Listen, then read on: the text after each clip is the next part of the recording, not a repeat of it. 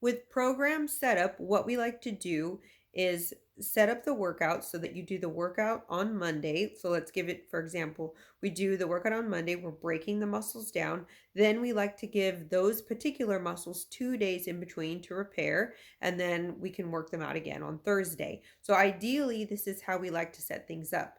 We can also do a workout, let's say on Monday and Tuesday. If we know that ahead of time, we can split the muscles up into two groups. For example, abs and legs on Monday and chest, back, and triceps on Tuesday. So we're splitting the muscles up into two groups to give them ample time to repair themselves. So, like we were talking about with muscle breakdown, once the muscles have been broken down, those particular muscles need time to heal.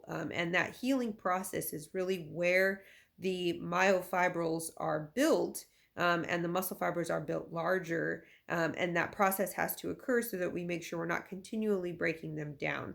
So they have enough time to repair. And in addition to that, we can do other types of exercise, stretching or cardiovascular training type exercise that don't interfere with the building of the muscles.